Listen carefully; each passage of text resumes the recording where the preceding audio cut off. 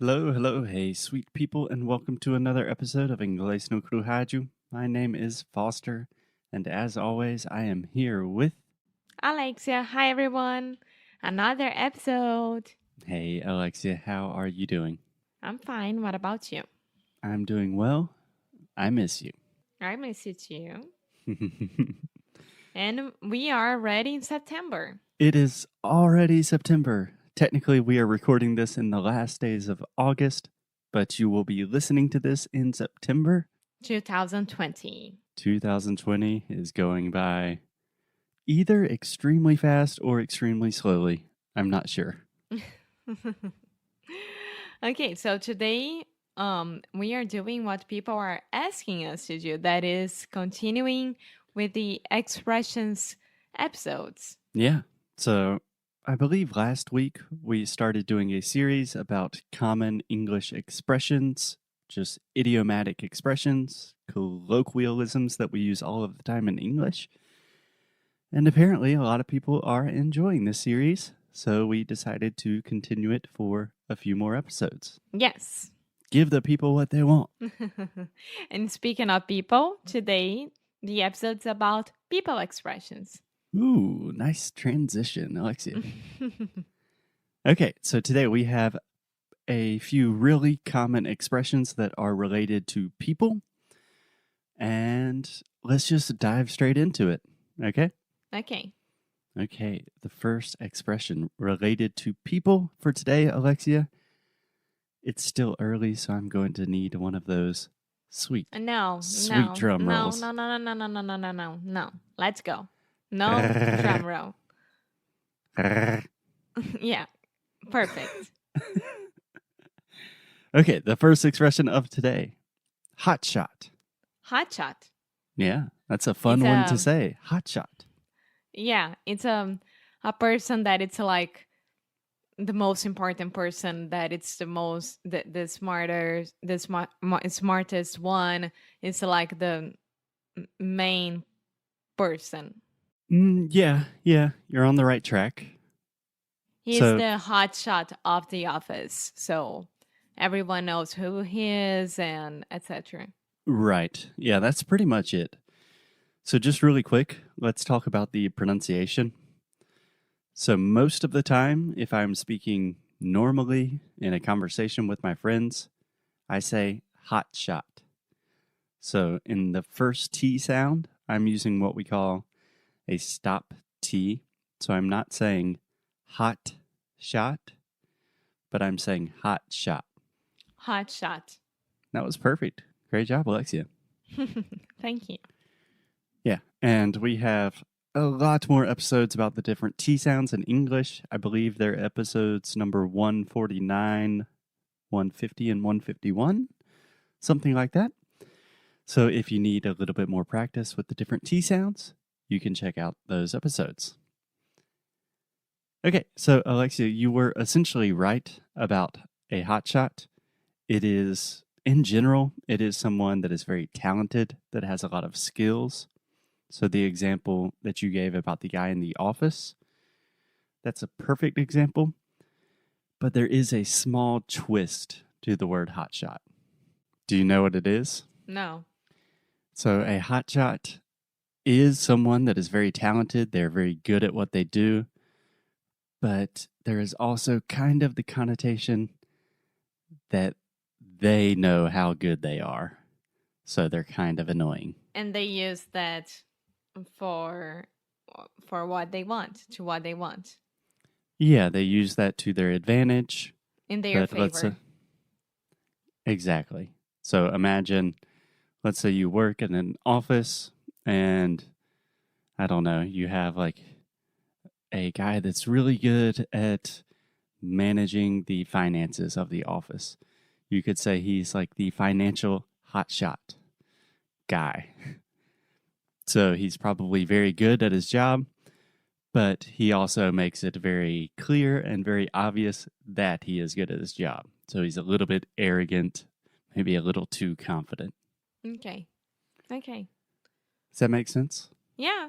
I think that when I saw this expression, this word, it was on movies or shows, and they were like, "Oh, he's such a hotshot."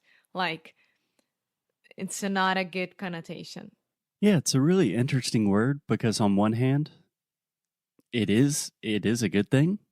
You are saying like, "Hey, you are good at this particular thing." But on the other hand, it's like you're not very humble. Yeah, you don't know your value or something. Yeah. Okay, the second word for today, I have a feeling that you are going to make some easy examples with this one. The second word we have, the second expression, a wise guy.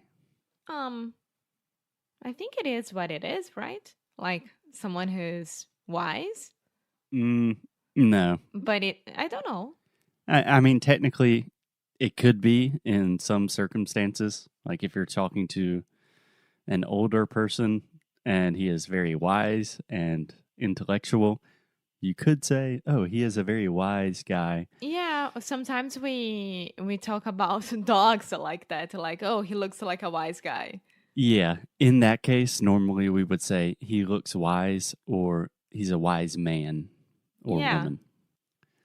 So a wise guy, very similar, also kind of like a hotshot, but a wise guy is essentially someone that acts like they know everything. A lot of times they will make a lot of sarcastic comments. Does that make sense? Yeah, the person who knows everything about everyone and about the world, and they don't get a no for an answer. Yeah, yeah, it's kind of like a know-it-all. I think that's what you're describing now. A know-it-all is someone who literally thinks they know everything. Mm-hmm. A wise guy is a little bit more of someone that knows they're clever, they're making a lot of jokes, perhaps they're kind of trying to beat the system a little bit and being very sarcastic at the same time.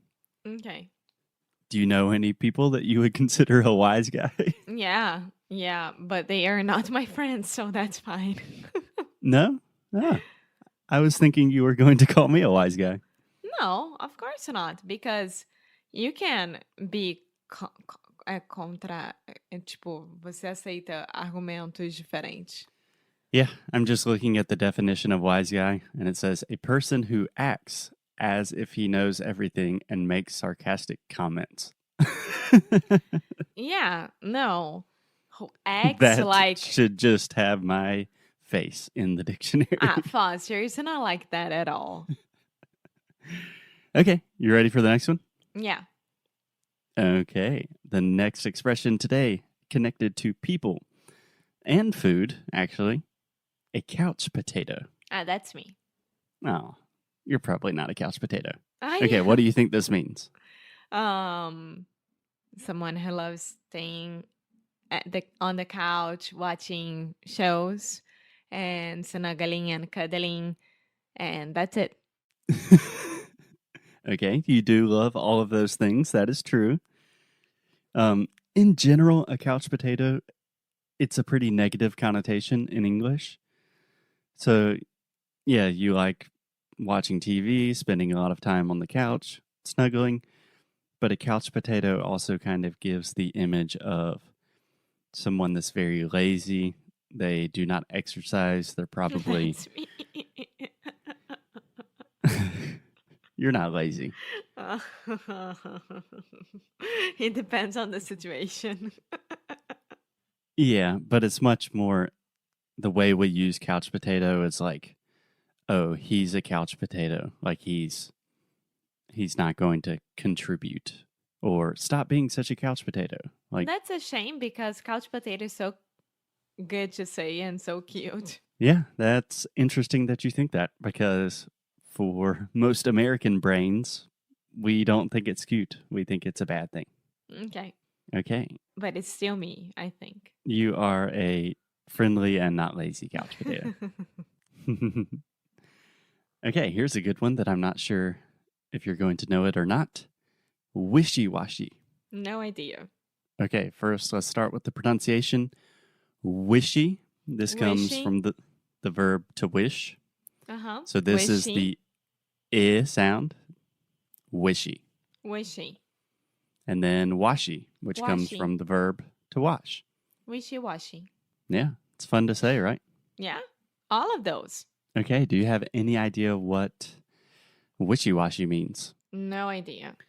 If someone is wishy-washy, or if you are wishy-washy about a situation, that means that you are not able to make a decision. You're very indecisive. That's me. That's me. I am wishy-washy. Which sounds like a Japanese word, but that's fine. Yeah. In general, I don't say like a person is wishy-washy. Normally, I reserve this for specific situations. Like, oh, Mom, stop being so wishy-washy. Let's just decide on a place to eat, right? Yeah. Okay, so last one for today, Alexia. This is actually one that I was thinking you are kind of an example of. I don't think of you as wishy-washy. I don't think of you as a couch potato. But I think you do have a side of you that is kind of a goody-goody. Goody. I only read this as like she likes good deals. let me go find a goody now. Okay, I love your I imagination. went to Costco and I found a goody. That's good. Okay, You know that I'll be using this forever as a good deal situation. yes, Alexia, that is undeniably a cute way to think about it. But unfortunately, a goody-goody has nothing to do with getting good deals. But I really appreciate your imagination. And what's a goody? Do you have any other guesses? No, because I love using that for good use. I'm sorry. Okay, I'll just tell you the correct way then. A goody-goody is really, I use this term a lot more as a young kid and in high school, but it's someone that follows the rules, that likes to please people in authority. And that's me. Yeah, the classic example I think of is like in high school, if kids are doing something that's maybe a little bit bad or naughty. I wouldn't be doing it at all. Exactly. At Or all. like in university, if everyone's going to a party and like you don't drink alcohol or something like that, Yeah, that's me. a lot of people might say, she's a goody-goody. Like she follows the rules. Yeah, well, I could.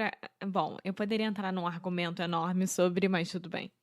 I agree. You are not 100% goody-goody, but you do have some goody-goody tendencies. Oh, I was horrible during high school and elementary school. My best friend, she used to be the opposite of me, Marina. Hi, Marina.